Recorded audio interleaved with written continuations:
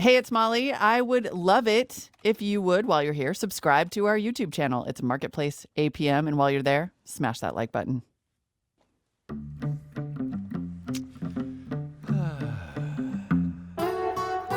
Hey, everybody, I'm Kai. And I'm Molly Wood. What? And I didn't even love do it when anything. Kai.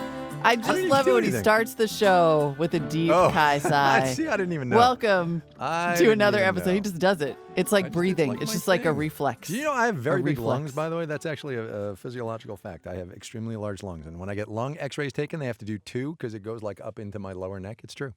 It's true. What? It's true. I- It's true. I have to get 2 friends taken when I I have take so x-rays. many questions about Yeah. that, and I've never had a lung x-ray, and now I want to know how the relative size of my lung. No wonder the size are so dramatic, is all I'm saying. Welcome, Anyway, everyone, shall we? to another episode of Make Me Smart, the podcast Yes. where we get smart together Oh, my about tech goodness. and the economy Y'all and know the culture saying. and learn. Say it with me. all kinds of things. None of us is as smart as all of us. That's right. Today, we are going to get very smart. I'm actually really excited about this. We're going to talk about the in-depth reporting that one of our very own Marketplace reporters has been doing. Caitlin Esch is the producer of The Uncertain Hour alongside Chrissy Clark. And it is a show that busts the myths and reveals the surprising origin stories behind every season a new controversial issue. Now, last season, for those of you who are listeners, who hopefully is everyone, hopefully the crossover here is 100%. Yeah, right. Last season, Caitlin went to Wise County, Virginia as this case study for how the opioid epidemic started back in the 90s, and doctors began over-prescribing painkillers like OxyContin. The show broke all kinds of news. Caitlin did some really great investigative reporting there. And season 3 of The Uncertain Hour just began, and the team is digging more into this idea of drug epidemics generally to get some sense of how or if we can deal with them. Right, and how, they end. So anyway, the numbers are pretty stark. It's something like 50,000 people a year dying from overdose deaths, opioid overdose deaths, more than car accidents, more than guns. It is and has been called a national crisis, which has economic and cultural and sociological and all kinds of implications. It is, according to the Trump administration, officially a national health emergency. It's a public health emergency, which brings a lot of verbiage, but not a whole lot of money to fight it. So that is part of what we're going to talk to Caitlin about, and she's actually here. Hello. Hey, how are you? Good. Sitting there quietly as Molly and I go through our spiel. I know. I know. Caitlin's so patient. I know. So let's assume folks have perhaps not listened to season 2, last season, when you did a bunch of work out in Wise County, Virginia. And what I want you to do is literally set the scene. What does Wise County, Virginia look like? Why did you go there? Yeah. So Wise County is in a region that's considered to be ground zero of the opioid epidemic. So we were there. It's in the southwest corner of Virginia in the mountains, So in the down like by Appalachian Mountains. Kentucky and all of that. It is right? by Kentucky and Tennessee and West Virginia. So we were there in 2017 investigating the roots of the opioid crisis. And I was going to small county courthouses in West Virginia and in Virginia to dig up some documents that shed some light on that. I was also talking to people who were there in the late 90s and early 2000s when OxyContin came to market and was widely available in the streets. And that is, of course, the most popular and brand name opioid that's out there, right? Yeah, it's the one we all know. Right. It's the Right. one we all know. Exactly. Right. And so I was talking to cops and prosecutors and doctors about these years in the late 90s when you could find it and, you could buy it in the street and abuse it, basically. Yeah. And this cop I know actually told me about this guy, a true drug market expert, a guy named Joey Ballard, who had been addicted to pain pills and had gotten out of left the area, got sober. And he was the one who could really explain how local drug markets worked. Okay. So he had left Wise, but he was born and raised there. So I went to meet him where he was living in Tennessee. And I met him on his 42nd day off of pain pills, and he was doing pretty well. He had a new job. He was living with his mother. He was saving money to buy a car. And we were talking about that time, the past 15 years of his life, which were spent battling opioid addiction. He kind of represents this whole generation of people. He graduated from high school in the early 2000s when pain pills were everywhere. And he sold a little to support his addiction. And so we talked about those years. And we have a clip from the podcast of him talking about a friend of his and his wife's. Okay. We had just hung out with him. We dropped him off at his friend's house. We left. And then the next morning, she got a phone call. And he died. He was like 20, 21, like right around my age. Had just had one baby and had another one on the way. Was that like a major warning to you, or did it just seem like... It just seemed like a regular day, as sad as that is. And like, it makes you sound cold-hearted in a way, but like, it got so regular there for a while. It's like, all right. So did you continue to do OxyContin after that? Mm-hmm. We did an Oxy that morning before we went to his funeral. God, think about that. Did Yeah. Oxy before he went to the funeral for his buddy who had died of an overdose. Yeah. Well, and so what? Yeah, I mean, what has happened since to Joey since that initial reporting trip? Because when you met him, he was sober. Right. Yeah. So we kept in touch over the next couple of months, and he was doing well, and we put out our podcast last season. And then he just kind of fell off the face of the earth, and he stopped responding to my messages. He was ghosting me. But we had decided to do this third season about drug epidemics, and so I returned to Wise County. And I was there on a reporting trip, and I actually ran into him at the county courthouse. He was there to plead guilty to some misdemeanor charges. And he had a hearing. I saw that he had a hearing, and I went and met him. And we talked, and he was very candid about the fact that he had relapsed. He had returned to Wise County and had started using drugs, mostly meth. He had lost his car. He didn't have a job. He was basically couch surfing. He was at a low point. And then a couple weeks later, he actually got arrested, and he has been in and out of jail. And I think we have a tape clip from that as well. A collect call from an inmate at Duffield Regional Jail Facility. I accepted the charges. So I've got my recorder on, okay? All right, so how are you? I'm sitting here on the bond and can't nobody go it. And it's heartbreaking. Sitting on a bond of $2,500, he had to come up with 10% or $250 for the bondsman, but he couldn't get in touch with anyone who could pay it. And if he couldn't make bond, he'd be sitting in jail till his hearing, 6 months away. I don't want this life anymore, Caitlin. What do you mean? I just want to be done with it all. I want to be normal. I was doing so good and I fucked it all up. I don't want to do any spoiler alerts here, and this is in episode 5, so people have a ways to wait, but what happened? Yeah. Well, Joey's been in and out of jail, and we do reveal what happens to him in the final episode. I mean, his story is still unfolding. But, jail is a place where a lot of people who are addicted to drugs in Wise County and across the country end up. And, what happened to him is not uncommon. I talked to one cop in Wise County who said that the jails and the prisons have become the treatment centers.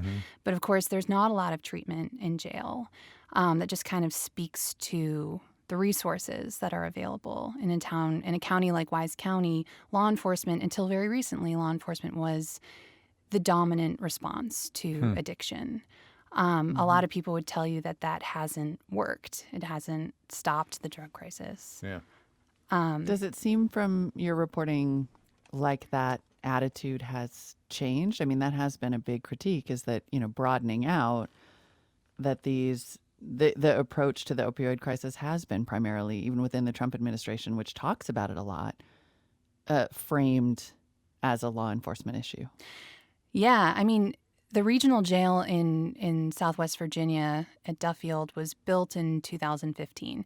And in that time, the inmate population has more than doubled.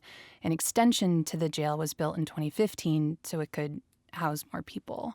The county's spending on the jail has tripled in the past decade. So that had been the dominant response for many years. And, the opioid crisis there has evolved into a meth crisis. It's now meth that a lot of people are abusing, getting arrested for, getting busted for. Cops and prosecutors will tell you that you can't arrest your way out of a drug crisis.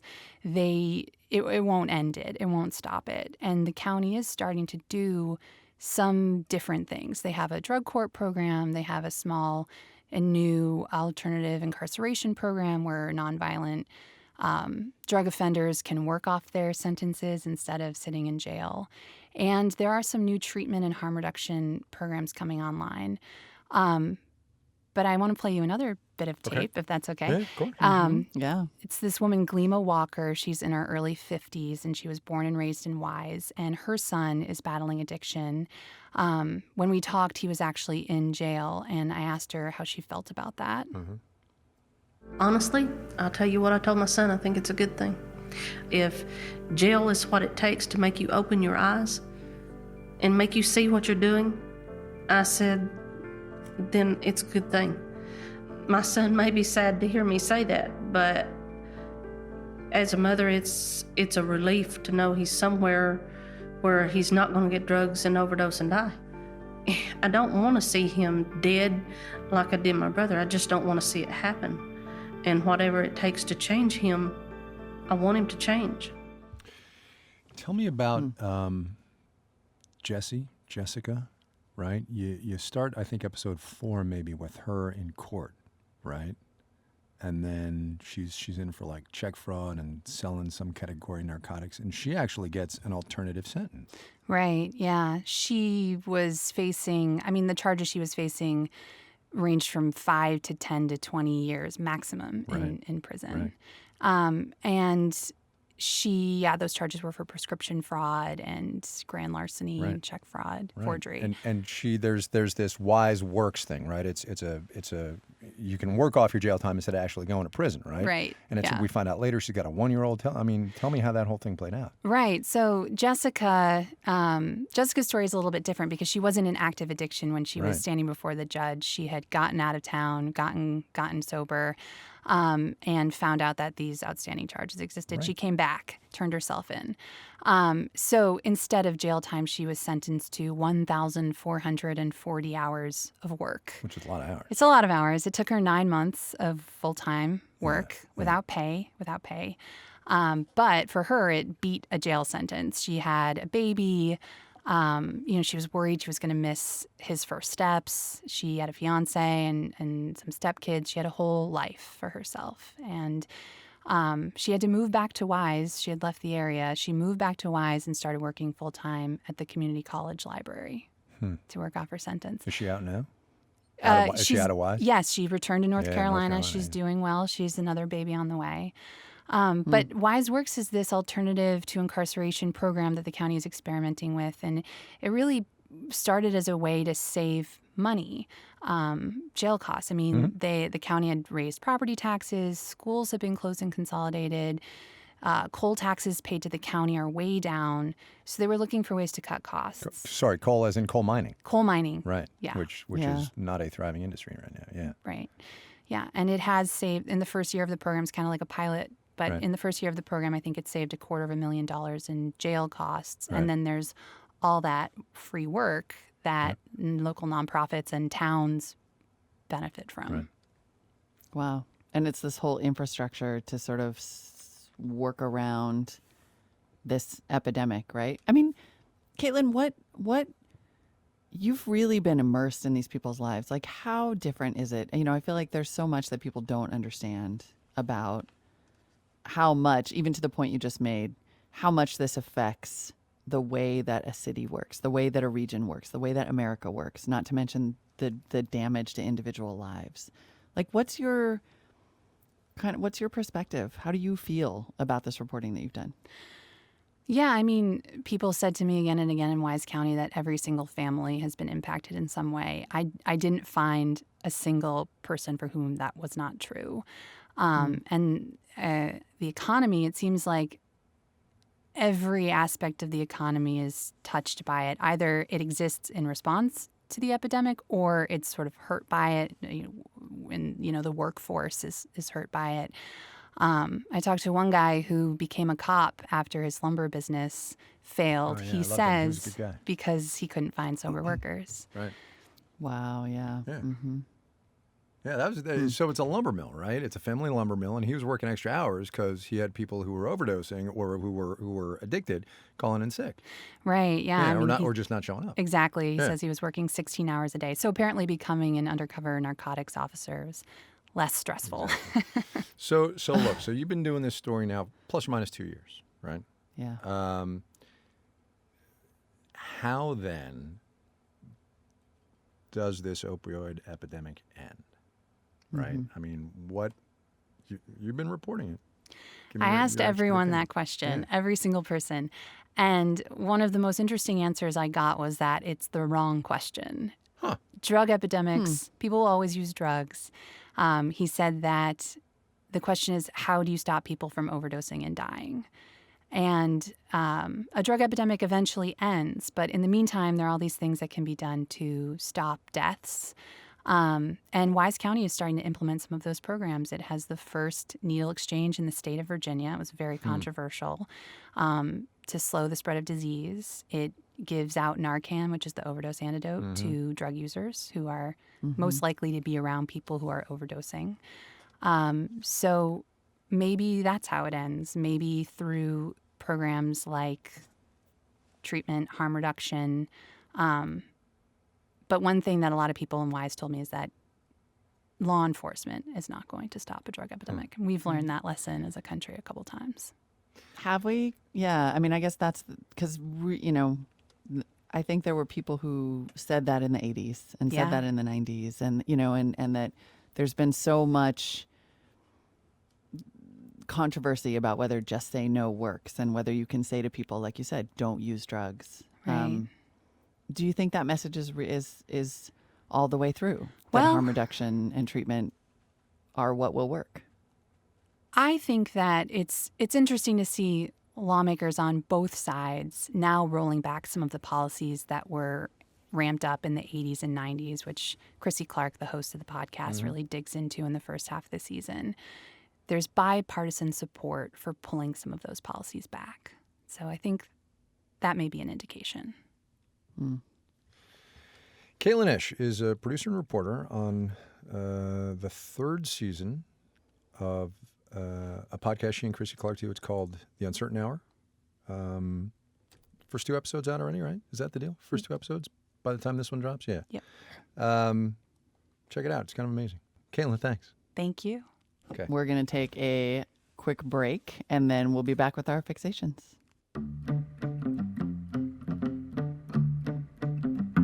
All right, we're back, and this is the part of the program where we do some full disclosure, which is to say, I'm not really here right now. Me neither. Wait. Where are you? Are you on spring break? Yeah. Like Oh, you're in London nice. and I'm on spring Yes, break. I know. yes. So neither of us are even here. Even Right. though we're talking to you, I know we're blowing your minds right now. I know. First time my mother ever heard me on the radio, I called her on the way home, and she was like, Kai, wait, what? You're on the radio? How can you be on the phone on the radio? How's that happening? It's a true story. It's a true story. Anyway, all of Did which you- is to say, what? Did I what? Well, I was going to say, had I had a fixation, it was like 2 weeks old now, which is, Yeah. did you hear that physicists actually managed to send Yes. a particle I very saw briefly that. back in time? Yes. Yeah. Yes. So basically, we are that particle Yes. right now. And Man, I told my you're- son you're about getting- it, you're and it getting tech blew all his over this thing, mind. man. You're doing quantum qubits last week, and now you're doing photons can't going stop. I backwards. can't Oh my stop. God! All of which is to say, we're not going to talk about the news at all because it'll be out of date because news cycles move at, wait for it, the speed of light these days. Nice, right? See, I can do Amazing. tech. I can do tech.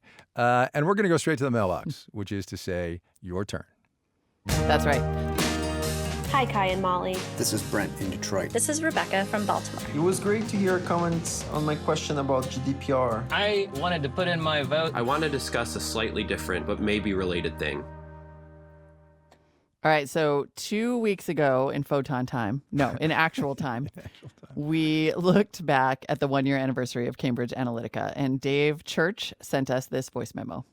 We give information away all the time. Imagine an older gentleman, well-dressed, with nice shoes, going into a store. The salesman doesn't try to sell him sandals or flip-flops. Next time he sees him, he calls him by his name because of his credit card from last time. This is a good salesman. But if his name is Google or Facebook, suddenly he is evil? Well, excellent analogy, Mr. Church, but yes, kind of. It's missing roughly 1 million steps, actually. Because if the next time the salesman says, "Oh, sir, nice to see you. You live at XYZ. Your favorite dog is XYZ, and we know that you bought this thing on your credit card 14 days ago," that's a different deal. Well, and I know that because I followed you home. I looked in your windows. That's right. I looked at everything you did inside your house. Yes. Oh, and P.S., I sold your credit card information to 10 other companies. Right. Like, this is the importance of the bargain that people need to understand. If the scenario that Dave describes here was what was happening, that might be fine. Right. But 1 million more steps about your actual life and behavior are happening after that. So, yes. There you go. Scott Lynch says that after listening to our interview with Shoshana Zuboff, he immediately reserved her book at the library, and he also sent us this voice memo. The real issue of concern here is not that these organizations are spying on you, although that is pretty bad. The real problem is that they're hacking your personality. Thanks for another great interview. You're welcome. And yeah, I think that's probably accurate, right? Yeah, I think that's fair. Yeah, to that other point, they're hacking your personality as opposed to just calling you by the name the next time you come in. Exactly. Jody Pritchard from Minneapolis, Minnesota, sent us this voice memo. Count me in the Kai camp that things are not going to get better. Jody, right welcome. Now, this administration does not have a coordinated effort to monitor election manipulation. So I don't really see how democracy is going to save us because it's so vulnerable. Ms. Wood, over to you. How democracy is going to say, don't play it. No. I will not succumb. Look, I should say here, I am a believer in democracy. I fought for it and served it, and I will continue to be a proponent of it. But look, we got to shape up. We do. But we have to I think as we learned in our Brexit interview, like, we have to shape up globally. God, there's just so many. That was fantastic. Yeah, really Cannot stop thinking about it. Yeah. Lo, these many photons later. Way to stay on brand. But I think we learned that we are in the middle of a historical shift of the type that have happened before. I'm not going to lie. I left that interview thinking, like, are there times when we as a society or humanity, like, pulled up from our nosedive? Right. And then I thought, well, maybe it's just hard to know because we pulled up from our nosedive, so it didn't get that bad. I don't know. I do know that change takes a long time. So the idea that we're going to suddenly see all these issues get fixed tomorrow, and or maybe without some other horrible things happening in the interim, is, I will grant you, a little naive. Yeah. Yeah. But I'm still clinging to my Fair enough. positivity, even though it is raining again. Oh, all right. It makes it harder for me. I don't know about you. I'm solar powered. Womp womp. Just mad. Okay. It is Make Me Smart question time. What is something you thought you knew that you later found out you were wrong about? Thank you to everyone who sends us their answers in voice memo form. It is our favorite thing. So much so that here is one of you, Karen Kessler, sent us this voice memo with her answer. Check it out. One thing that I thought I knew was that being passionate about what you do, whether that's work or home or family or hobbies or whatever, was unabashedly a good thing. Always a good thing. Just be as passionate as possible. But I've since learned that, like everything in life, it actually has to be balanced with all of the other things in your life, or it will eat you for lunch. Yeah, it's totally true. Totally true. You can love something too much. You better believe it. I am obsessed with this quote by William Butler Yeats. It's from that poem, The Second Coming, which is sort of like about the apocalypse, basically, post World War I. Okay. But I have always loved this quote. And even though I know that it was meant to be a sign of the apocalypse, I've always taken it the other way, which is, it goes, the best lack all conviction, while the worst are full of passionate intensity. And yes, okay. Yep. Yeats uses it as a sign of the apocalypse, right? Like this is the poem where the center cannot hold came from that phrase, and slouching toward Bethlehem. It's very famous. Oh, wow. But I have always thought, no, that's totally true. The worst are full of passionate intensity. Like you can't trust a true believer. It's like the Montanan in me. And so anyway, all of that is to say, Karen, I agree. Yeah, totally.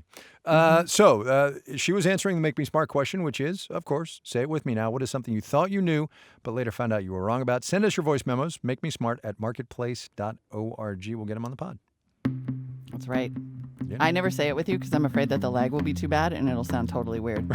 We'll be like saying it in the round. Yeah. Make Me Smart is produced by Sharon Morris. Our senior producer is Eve Tro. Tony Wagner is our digital producer. I feel like we should shout out to Ben Heathcote, by the way, who has been making all these great videos and posting them on our YouTube channel, Marketplace APM. This week's program was engineered by Drew Jostad, and our theme music was composed by Ben Tolliday and Daniel Ramirez. The executive director of On Demand is Sitar Nieves, although I'm not entirely sure what that job description means. The senior vice president and general manager is Deborah Clark. Ditto there. It's just to test people to see if they're listening. That's all I'm doing. I know all y'all listen. I'm not sure if they do. That's all I'm saying. Shout out to the end of the pod club. We know who you are. Here it comes. Do we know who they are? Well, we know like half a dozen. We know some of them because they tweet us, which is awesome. We need a hashtag. End of the pod club.